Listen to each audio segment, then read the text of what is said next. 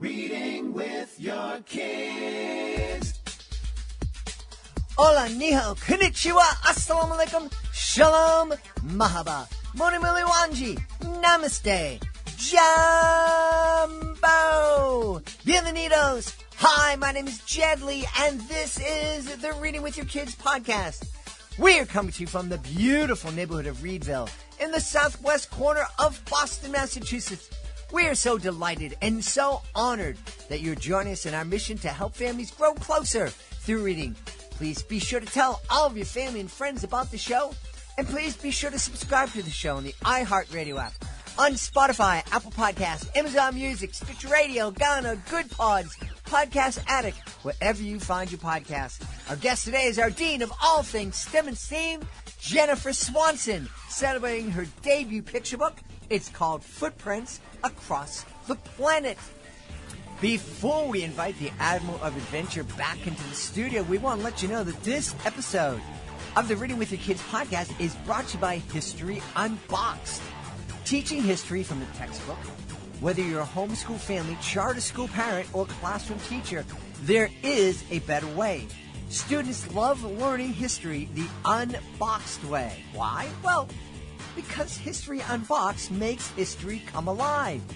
The adventure begins when you order a single box, sign up for a subscription, or purchase a complete curriculum. Become an Ancient History subscriber and start exploring the ancient world as we take you on a tour of 18 of the most beautiful, influential, and fascinating places in history. Become a Middle Ages subscriber and go on an adventure to some of the most amazing, fascinating, and thrilling times in history. And learn the history of the great United States of America and gain a new appreciation for the people, events, and cultures that form this amazing country by becoming an Amazing History subscriber. Learn all about this and so much more by going to historyunboxed.com. This episode of the podcast is also brought to you by Fly, Fly, Fly, Little Birdie, the adorable picture book written by Jacob Monroe. Fly into the world of a baby bird who is ready to fly everywhere. Fly, Fly, Fly, Little Birdie is a short and sweet rhyming story about a little bird who flies around to see the world and visit many of the world's most iconic landmarks. Read along or treat it as a beginning reader and discover the adventure and the love this little bird has for her parents. This book was written by active duty Marine Corps member Jacob Monroe. He's also a songwriter and a dad and a fantastic guy. I tell you a quick little story. We were at the Buttonwood Park Zoo celebrating episode 1500. Jacob was there and read Fly, Fly, Fly, Little Birdie aloud. After the event, this adorable little girl won Jacob's book. And when she was told that she could go over and ask Jacob for an autograph, her eyes lit up. She just loved the chance to meet this amazing author. You're going to love meeting Fly, Fly, Fly, Little Birdie, and you're going to love getting to know Jacob Monroe and adding this debut picture book to your family library. Oh, I am so excited. Joining us once again from Jacksonville in the Sunshine State of Florida. Our guest is returning to the show. She is the Dean of all things STEM and STEAM, the Admiral of Adventure. Please welcome back Jennifer Swanson. Jennifer, how are you? I'm doing great, Jed. How are you? I've missed being on your amazing show. It has been a while, hasn't it? It has, yeah. I think both of us have been very busy doing podcasting and writing books on my part, too. Indeed, indeed. As you may know, Jennifer is the host of the Solve It for Kids podcast that she is hosting with Jeff Gagne, and they are interviewing such amazing folks, and I helped Jennifer launch that, and I can still be found in some episodes. You just have to figure out who it is and where it is, and if you figure it out, let me know. But, and of course, Jennifer has been on the show many times over the years, celebrating so many of her wonderful books. And we're excited because we're celebrating a first today. Yep. This is your first picture book. It's called Footprints Across the Planet. How exciting. It is exciting. I'm known for writing my middle grade. So, a lot of my middle grade STEM books are, 15,000 words, 18,000 words, 25,000 words. This book is 150 words. Whoa. Right? So I have to ask, how difficult was it for you to limit yourself to 150 words? So this book actually has a pretty cool story. So Footprints Across the Planet is a great title, right? I was like, oh my gosh, I got to keep the title. So the book, the manuscript had a couple of different versions that, you write the book and you're like, no, I don't think so. But I wanted this book to talk about how everything makes an impact on the earth. From an elephant's footprint to a footprint on the top of Mount Everest to a footprint, of course, deep under the ocean. You knew I was going to go there, right? And so this book, I was actually inspired because I was watching what was happening in the world where people were standing up. The March for Science, Black Lives Matter, the March for Women. And it actually this book wrote itself while I was on a bike ride one day. Ooh. How neat. So I ride from Jacksonville. I go on a 5-mile bike ride. And, when we've talked about this before, when you're writing, sometimes you just get stuck. And I'm like, I know this book is in there. So I started riding my bike, and all of a sudden the lines started appearing in my head. And I was like, oh my gosh, these are good, right? These are really good. So then I start saying them to myself over and over, right? Because you don't want to forget. And then after a while, I got more. So I just started stopping. So I'm on my bike ride. I stop. I start texting them to myself.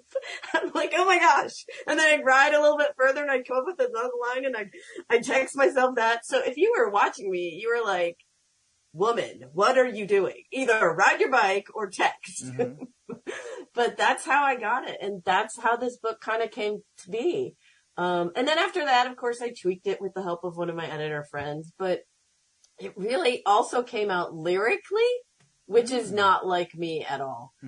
So I think this is a really amazing book. I'm so proud of this one.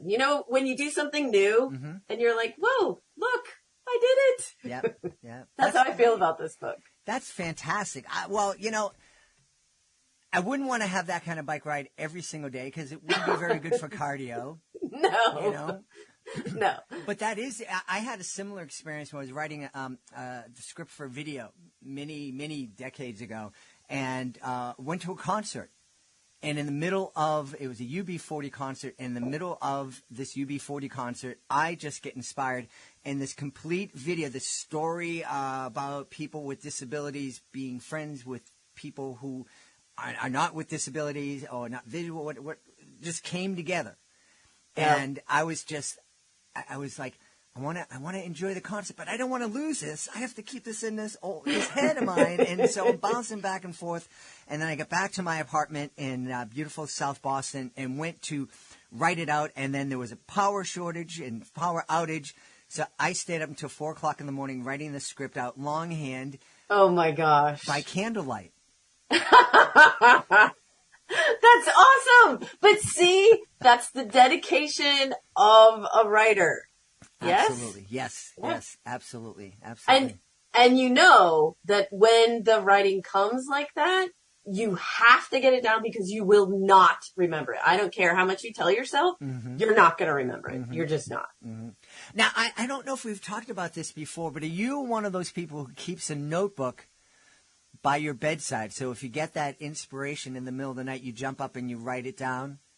Yes, okay. I do. But usually I leave the room because I don't want to turn on the light and bother my husband. But yes, I have gotten up or I've been working on a problem all day and you just can't get anywhere. And then as soon as you lay down and start to go to sleep because you're exhausted, the whole thing appears in your head. And then you just have to get back up and write it down.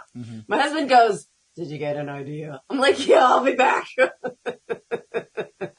And off I go for a couple hours to write everything down before I forget. Mm-hmm. Yeah, I used to do that, but I get tired of waking up in the morning and looking, going, what in the heck was I trying to write down last night?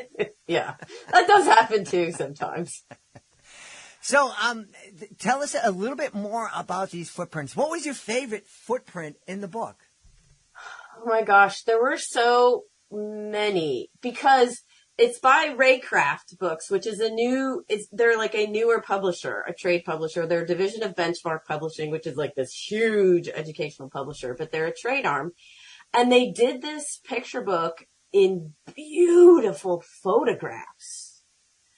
So there's so many, and we go from the biggest footprints of an animal to the smallest one to the ones you can barely see, which are the endangered animals, to the ones that are as common as every day. So I think one of my favorite ones is they have this picture of a chicken, right? And it's like a chicken with an attitude. It looks hysterical. The look on his head's tilted, like, look at me, I'm a chicken. Aren't I cool? And, right? And I just laugh at that one. But the art director that put these photos together, it really tells the story behind the story. And I think that was my first experience writing a picture book, right? Because most of my books, the photographs are amazing, but they're kind of, they sometimes play a little bit of background to the words in an older book. But in a picture book, those illustrations of those pictures also tell a story. And that's what this one does. Yeah, yeah. And it sounds too like your nonfiction middle grade books are really, they're packed full of information. And Yes. It's like, yeah, we're going to go there, we're going to come, and lots of facts, and these facts can inspire. This sounds like there's facts and there's information, but it sounds more inspirational. If you know. Yeah, I mean, and that's what I want it to be, because we actually do show pictures of Greta Thunberg and the March for Science. You know, we have a spread that talks about Black Lives Matter and how important it is and how these people stood up for change. We have, of course, our favorite, Her Deepness. Mm-hmm. Dr. Sylvia Earle is a picture of is in there. Of course, you know, I was going to have her in there because she's the first female aquanaut and she's so inspiring to us all. We also get a glimpse of the Mars rover tracks because we talk about how footprints give us a glimpse into our future. It kind of takes you all over. And then it ends up with the digital footprint, which you and I are both very well aware of. Mm-hmm. And finally, the carbon footprint.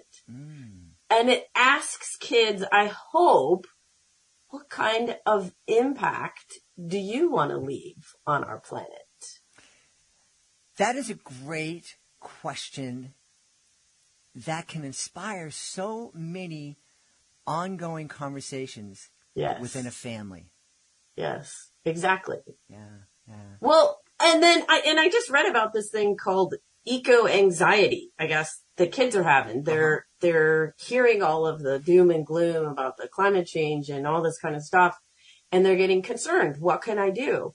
And, you know, and for me, I say, you know, give them my book because it shows them that one footprint, the footprint that you make every day on this earth, can change it. Mm-hmm. And if you want to make a bigger change, just change your direction slightly. Make your same footprints, just make them in a different direction. So yeah, I hope this book opens up doors to people of all ages, because not just kids need to get this message. Wait, and I think that's something that's really important. My daughter and I just had this conversation. Somebody in her life, the doctor said, you have to give up X in your life. And this person is having just such a difficult time with it. And when you're almost 100 years old, you know, every 5 or 10 years, the doctor tells you to stop doing this or that. And so I've, been doing that. And my daughter and I were just talking about the fact that there are some people who are able to just change. Like, okay, I really love that thing, but it's not good for me, so I need to stop and I need to do something different. And there are other people who's like, oh, I can't live without that one. And I think that earlier that we can help our kids understand that they can change. Yes. But that they're changing can have a positive impact on the world and on others and on their own lives. I think that that's a great lesson to learn at a really early age. Exactly. Well, and again, it's a small change. Mm-hmm. And I think that's where kids maybe get this anxiety is they're like, oh my gosh, I can't fix all of the plastic problem in the ocean. That's okay. Do one beach cleanup, mm-hmm. right? Or not even if you're not near a beach, then, clean up your park or something like that, do something simple as planting trees or plants that are indigenous, mm-hmm. right? So they won't bring in invasive species. I mean, there's so many tiny little things that you can do that, believe it or not, will make a big change in your, neighborhood, in your house, whatever. And I hope that's what they get from this book is that you don't have to change it all. Mm-hmm. But if every single one of us mm-hmm. makes one tiny change, then that adds up to a lot. I mean, look at these marches that mm-hmm. they had, which, okay, maybe they haven't changed yet, but people are still doing them, and it brings a lot of communities together, mm-hmm. right? Mm-hmm. And that's, I think as parents, if we can, because it's really hard for our kids to see change in the moment. Oh, yes. What is my choosing not to have a single-use plastic water bottle? What difference is that going to make that I choose that and instead I have this refillable bottle? But we've lived the time, and so we've seen the change, and all of us should be able to sit down and go, okay, things aren't perfect. We need to do better. We need to do much better. And things have changed, and things have gotten really a lot better than they were 10 years ago, 15 years ago, 25 years ago. Yes. Yeah. Yes, absolutely. And the other thing that I think this book is really cool is I was talking to a teacher the other day, and she was like, well, how do you think I should use this in my classroom? I was like, well, you make footprints, of course. Mm-hmm. Right? Mm-hmm. Or you have the kids make footprints with the animals that they love and all this kind of stuff. And then you have them go learn about the animals or, learn about Mount Everest or diving deep under the ocean. So there is also a component where I hope maybe they're inspired. They find their future career. Yeah. Maybe. Absolutely. Absolutely. I mean, with me, it's all, I think that this book could work for anything. Clearly, since I wrote it, I based it in STEM, mm-hmm. but I think it's good. It's not just a STEM book. One of the, Betsy Bird, who's an amazing librarian with School Library Journal, she said, where would you put this? And I was like, oh, I never know where to categorize books. I said, can't you just call it like a STEM activist conservation kind of book? All three. They should have a category, books that you should have in your family library. Oh, there you go. That works. That's it. You were talking about footprints and making your own footprints in the April 2022 edition of the Reading with Your Kids newsletter. We talk about making dinosaur footprint cookies. Oh, there you go. An activity from the folks over at Page Street Publishing allowed us to excerpt from one of their books, which isn't coming to mind right now, but it's credited in the newsletter. We did that, so you can check that out. So exciting. The STEM fields, there's been such a great push to get kids interested in STEM and STEAM, and you've really been leading that charge, and you've been at it for a while. Have you noticed a difference? Again, I think it's like we were just talking about. It's hard to see the change as it's happening. I know that one of the things is that our podcast listeners the numbers are going up, mm-hmm. which is good. We're getting more kids listening, and we're getting more engagement with people. That's always good. I am active. I guess where I would see it would be if I got to go to school visits, but I haven't been doing those much because of the pandemic. So maybe more will come this year. I hope so. I mean, I hope kids remain curious, right? That's where it comes from. Whether it's STEM or any other field, I just want them to remain curious and ask questions and wonder about things. Yeah. Well, STEM affects all of our lives, and when you really think about it, STEM pretty much applies to almost every career, not just the careers that we, that are, engineer, scientist, doctor, nurse, mathematician, physicist. Yeah, those are definitely STEM careers. But, if you're, working with robotics or, creating the parts that are used in a robot, you're part of the STEM field. And if you're, into arts and, creating music, you're into the STEM field. Or if you're just sharing, you're working at a concert, being one of the support people at a concert, you're part of the STEM field. Yes, exactly. As I like to say, science is all around you. It's if you're listening to us, you're dealing with STEM and science right now. Yeah. Think about all the people, all the knowledge, all the science and technology and math that goes into making podcasts possible. Not only the technology that allows us to speak together, but the technology that allows me to push a button and send my podcast up on something, which then gets it distributed to the fact where people in Manaus, Brazil, in the middle of the Amazon are downloading it. And I have a subscriber down there, which is really weird. That's so cool. It's just... Oh yeah, it wouldn't exist. And then, we could also get off on a conversation about space and how a lot of what we do goes through space now because of satellites. So probably maybe almost everything we do. A lot of the stuff we do goes through satellites in space. Yeah. I had a wonderfully creepy STEM experience just last week, Jennifer. Oh, yeah? I was coming home from a trip to Nashville, and early in the morning, I put the GPS on, and I said, I want to go home. And it said, you arrive home at 6:45. And I said, okay, yeah, this is assuming I never stop and I don't have any traffic and I don't have to go to the bathroom and I don't eat. So when I spoke to my wife, I said, I'll probably be home about 8, whatever. I get home at 6:45. Are you kidding? No, and I hit traffic, and I stopped, and I went to the bathroom, and I ate, and still 6:45. I'm like, this is blowing my, not 6:47, not 6:43, 6:45. I'm like, now that is incredible. That's incredible. I don't know that happens very often, particularly, especially if you're driving through big cities or whatever. You can't predict any of that traffic, right? I went to New York City. Well, then I got nothing, because that surprises me. That never happens to us. We're always it says you get there in 2 hours, and it's 2 hours and 45 minutes later. We are rolling in.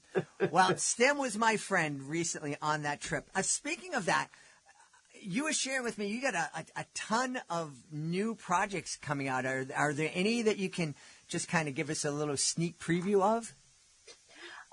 So one of the ones I'm working on now that comes out, in 2024 is about protecting the Amazon, believe it or not. Awesome. And I'm working on a book, in conjunction with the Field Museum in Chicago and a bunch of scientists. They do what's called a rapid inventory project. They go down to the Amazon and they take a look and they count from top to bottom, basically, animals, plants, and identify all the different species and everything that are in there, and then make recommendations to the local governments and the national governments over whether this area should be protected. And some of the projects that they've been on have gone on. It takes years, things are slow in government, but they've become actually protected lands. Wow. So it's a fascinating topic. And so I'm excited. That one comes out, from Charles Bridge in 2024. And another book I'm working on about space is called Who Owns the Moon?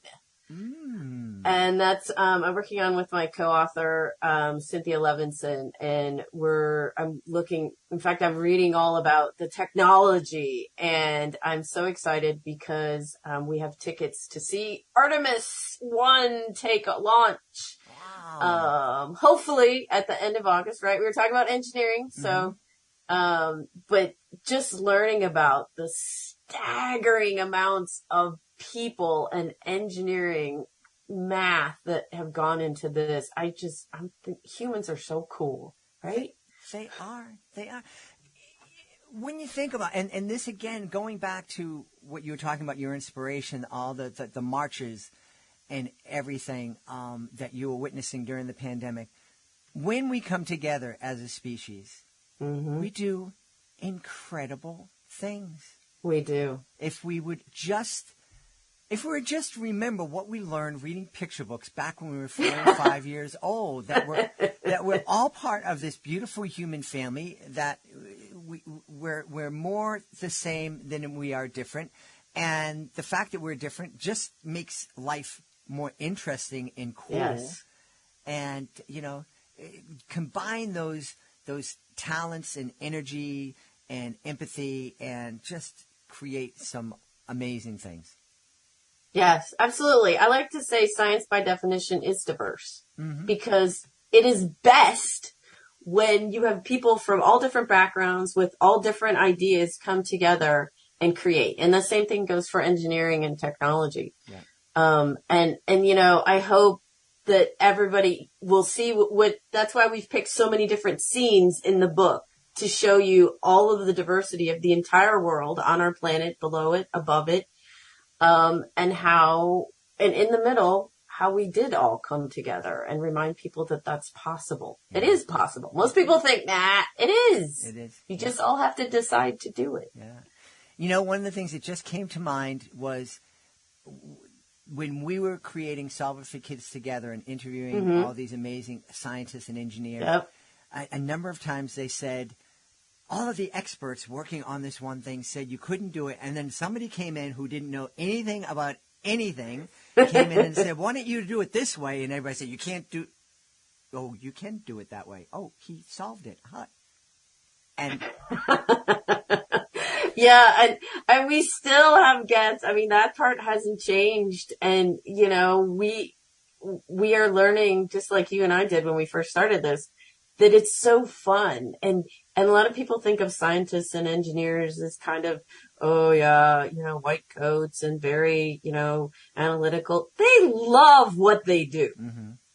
Just like an artist loves what they do. A librarian loves to read, whatever. Everybody, they love what they do, and they're very, very passionate about it. Mm-hmm. And it's still so fun to listen to all those stories and get them to have excitement for their job, and sharing it with the kids. Yeah. And it's absolutely. And I loved hearing all that passion, except for organic chemistry. That just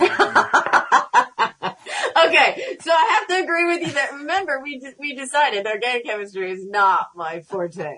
But I will say the organic scientist that we had on, there was 2 of them, and they were both fabulous. Yeah, absolutely. Absolutely. Yeah, the problem. Just don't make me study it, right? Just don't make me study it. Problem was mine, not hers. And she was fascinated. She was passionate. Jennifer, where can people go to learn more about Footprints Across the Planet and about all the great books that are coming from you? Well, they can go to my website, which is jenniferswansonbooks.com, and it's listed there. You can also go to Raycraft's Books website as well, and then anywhere you can pretty much buy books online. But yeah, you can find all about me there, and then also check out our podcast page, which is solveforkids.com. Yeah. And if somebody can listen to Solve It for Kids and they can figure out where I am, can they send you an email and say, yeah, Jed was there? I would love that if they could figure out how and I love that you're still a part of the podcast that we started together. Awesome. It's doing really well, and I couldn't have done it without you. Well, that's great. We're really excited. Check it out. Solve It for Kids. You can find it on Spotify, Apple Podcasts, Amazon Music, everywhere you can find a podcast. you can find the Solve It for Kids podcast. Jennifer, as always, it was a blast. We've had a great time speaking to the Dean of all things STEM and STEAM, the Admiral of Adventure, Jennifer Swanson. Jennifer, thanks so much for being back with us. Thanks for having me, Jed. It's always a pleasure. Please be sure to join us for the next episode of the Reading with Your Kids podcast. Our guest will be Susan Combs. She'll be here to celebrate pancakes for Roger. It's a really fascinating and very, very sweet conversation. You don't want to miss it. Hey, please be sure to visit our website, readingwithyourkids.com. Click on the contact button at the top of the page. Let us know what we're doing right. Let us know what we could be doing better. And let us know who you would like to hear on a future episode of the Reading with Your Kids podcast. You're also invited to connect with us on social media, facebook.com/readingwithyourkids, at Reading With Your Kids on Instagram, at Jedley Magic on Twitter. I want to thank the folks who made today's show so wonderful. Of course, we want to start by thanking our guest, the Admiral of Adventure, the Dean of all things STEM and STEAM, Jennifer Swanson. Also want to thank our sponsors, Jacob Monroe, the author of Fly, Fly, Fly, Little Birdie, beautiful picture book you want in your family library. And we also want to thank the folks at History Unboxed. Get your kids excited about history when history comes alive with History Unboxed. I want to thank my team, Fatima Khan, Rory Grady, Nicole Bell Castro, Mirabella Q, Rain Pan. I want to thank my beautiful wife for all the support she gives me. Most of all, we all want to thank you. Thank you so much for taking the time to join us today. And as always, thank you so very much for taking the time to make the world a better place by reading with your kids. I'll be looking for you in the next edition of the Reading with Your Kids podcast.